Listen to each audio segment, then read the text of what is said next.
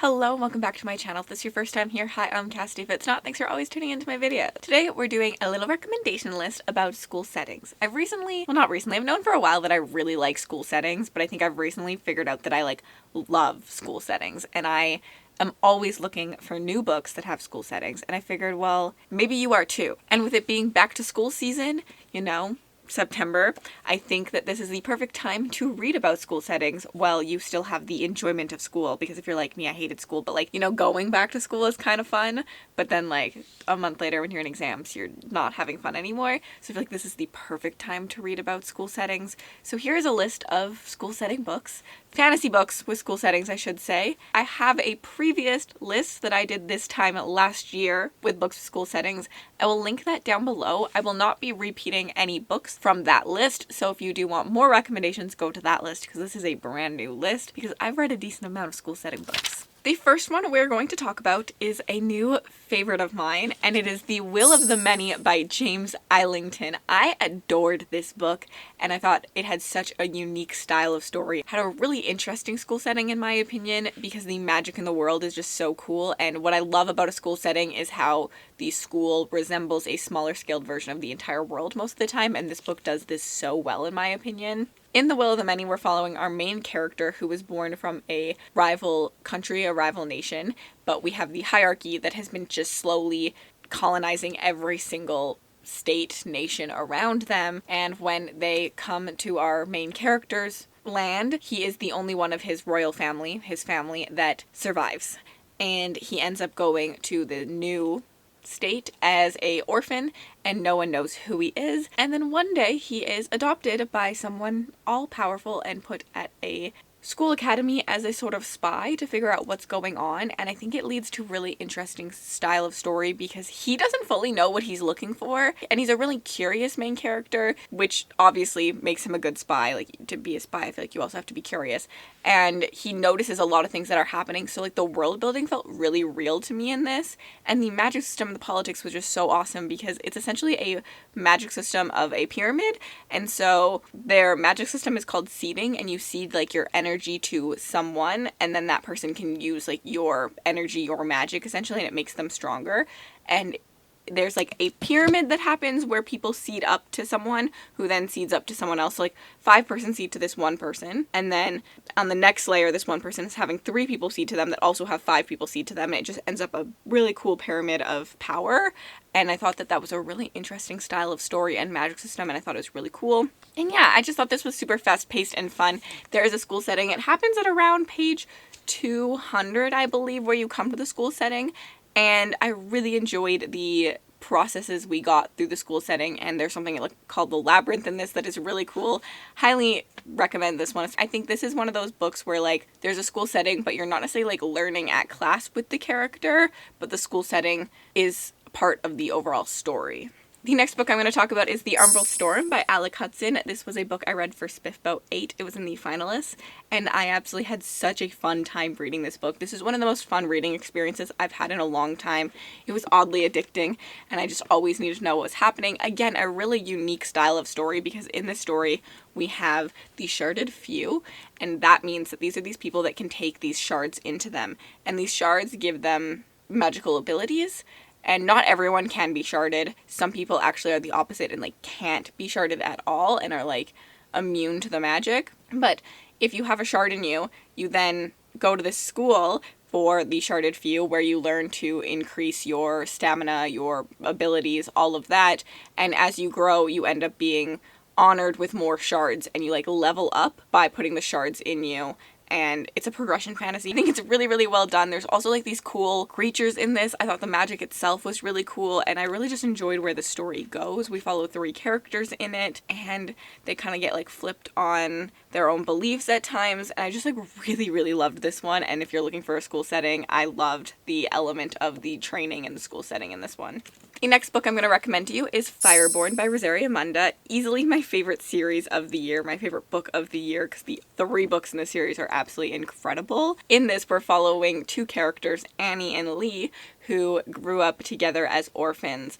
But what the rest of the world doesn't know, but these two do know about each other, is Lee was a child of the old regime. He was actually going to be one of the, rulers of some of the lands at some point, and Annie was a orphan from the middle of nowhere. When the regime was taken down, the entire family was killed off or escaped and left the city that we're in. However, with Lee staying around, he definitely doesn't tell anyone that he's from the old regime, but you can see as the story progresses how the privileged life that he lived has affected his thinking and what he knows and how people perceive him, and you see the differences between how the world looks at him versus Annie. And it's cool because people don't know that he is from the old regime, but they treat him like he is more of a noble than Annie. I really just enjoyed the story. We're following a world where they just overthrew a government and their new government is really struggling, and it's not black or white. The whole book revolves in the gray area of politics and power corrupting.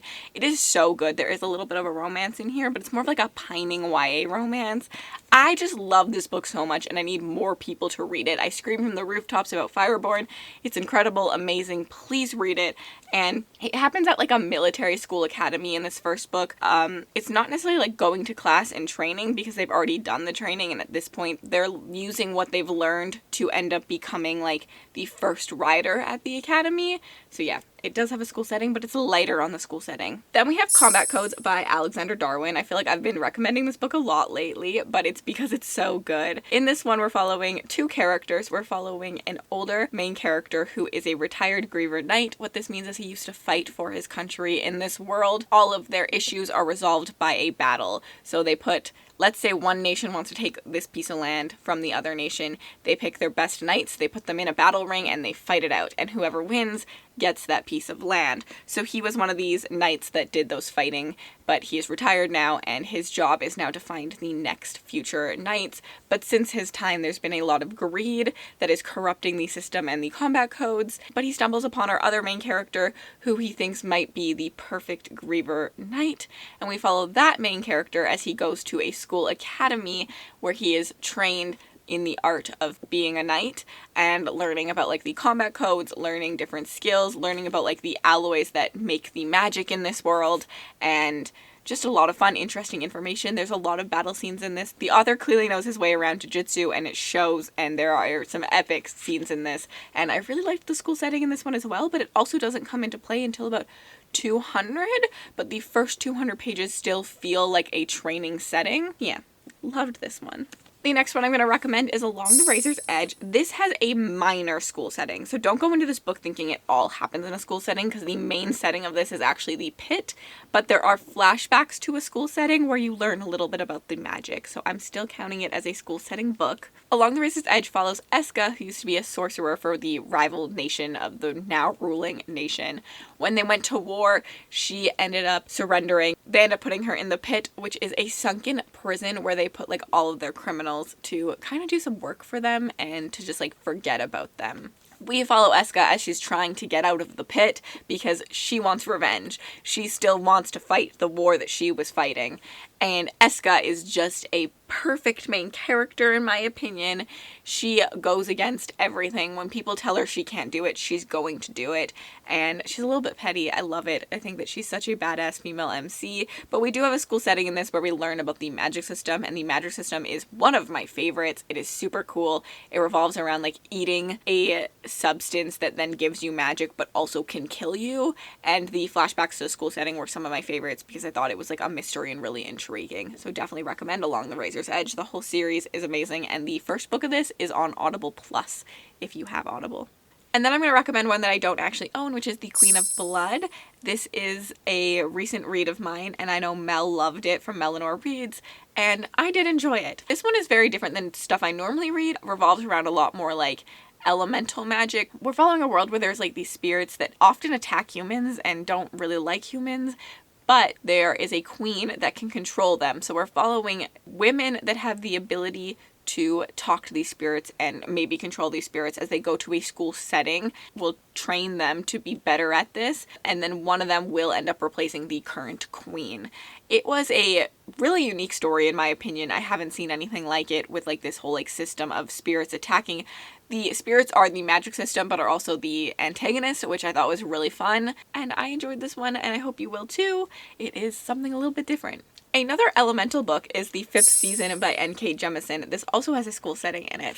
In this story, we're following 3 different POVs. One of them goes to a school setting, and that was my favorite POV, personally. This is a really hard book to summarize, in my opinion, without giving things away, so I'm just gonna kind of tell you about like what the world is like to then give you an idea of what the plot will be like. So in this story, the world has this thing called a 5th season. What this means is that the environment kind of kills off a lot of things. Their society is just often being killed off again and again and again. So let's say we have this gigantic city and then a tsunami comes and takes it all out.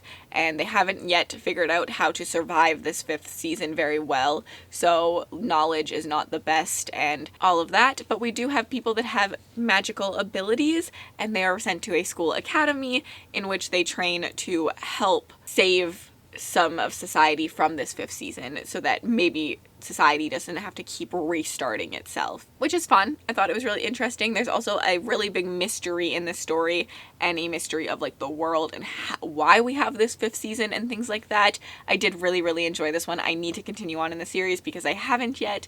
It is really well written, and yeah, I definitely recommend. The next book I'm going to recommend is Blood Song by Anthony Ryan. This is a military school setting. We're following our main character, whose father abandons him at the gates of the 5th Order? 6th Order. He's in the 6th Order. There are 5 other orders, but he's in the 6th Order. And this is a military order. This kind of follows a religion. They're kind of separate from like government a little bit. And at this young age, he ends up in this academy and he starts training to be a soldier, essentially, of this order. We don't really know exactly why he's training, in my opinion, but we just get to watch his like story as he trains and gets better with his magic, and he sees more of the world and he learns who he is, what he believes in, and the mystery of something that's happening. This is also kind of told as a story looking back, which I think is fun. There is an animal companion, and I can't wait to continue the series because I do need to continue it as well. I did think the school setting was cool. There's also a magic system called the Dark, which is kind of like bad magic that people aren't supposed to use. Yeah, I definitely enjoyed it, so you should too. Could I make a school setting list without including this book on it? No, I couldn't. So we have Fourth Wing. It took the internet by storm. And I absolutely adored and loved this story, which I know it's not for everyone. It is a new adult fantasy romance. The fantasy in it is not like the most well plotted, but I feel like it is what you expect from a fantasy romance. And I really enjoyed the romance. It's a little teeny boppery. It's exactly the kind of book I would have ate up at like 16 years old. There is smut in this though, but I would have still read it and loved it because, you know. This follows our main character, Violet, who has trained her entire life to be a scribe. But when her father, who is a scribe, passes away, her mother makes the decision to put her as a dragon rider because she kind of looks down on scribes a little bit. So she has to go into the dragon riding academy. She's forced to do it. There's only a couple ways out of the dragon riding academy. Either you bond with a dragon or you end up dead. And I just like loved the stakes in this. I thought it was so fun to have this element of really needing to succeed. And we follow her as she really just like struggles within this academy setting because she also has a chronic illness. Loved that it didn't get magically healed, and I think it was really good representation. And I just really adored this one, and there's a romance in it, and of course a school setting because they're training to become dragon riders. The dragons in this also like chef's kiss and really good animal companions.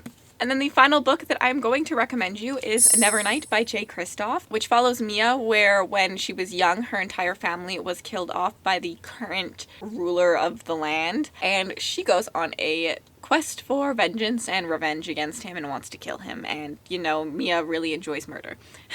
We end up following Mia, who ends up going to the Red Church, which is a school for the world's deadliest assassins, and she has to get into the school, and then she has to train in the school and become one of those deadliest assassins. And I really thought that this was really fun and unique. There are footnotes in this. I do have a spoiler series vlog on my channel where I read this entire series, and I also have a video where I read this that's non-spoiler. I think it's my If You Like This Then Read That video. So you could definitely check that out. I think every single book on this list actually does have a video on my channel. It was read for a vlog where I, spoiler-free, said my thoughts while I read the book. And yeah, so it's exciting because you can actually go check out my thoughts for every single book on this list. So yeah, I recommend Nevernight. Super simple. Again, I like sassy MC. There we have it. Those are my 10 school setting recommendations for the year. I hope you enjoy some. If you are participating in Battleathon, because I know that's coming up in this September, there is not for my team, but one of the prompts is a school setting, so maybe you'll find a recommendation on this list from there, or a recommendation from my past video that will be linked down below, because I just always am eating up school setting books. If you know any books with school settings, let me know down below. Always trying to read them. So that is all I have to say. If you made it all the way to the end of this video and you'd like to leave me an emoji just to say you were here, leave me a pencil or a desk emoji. And then if you want to connect with me on other platforms, my Bookstagram, my Book Twitter, my Goodreads, and my Patreon, all linked in the description bar below. Have yourselves an absolutely remarkable day. I'm off to go get a pumpkin cream cold brew now because they just came out.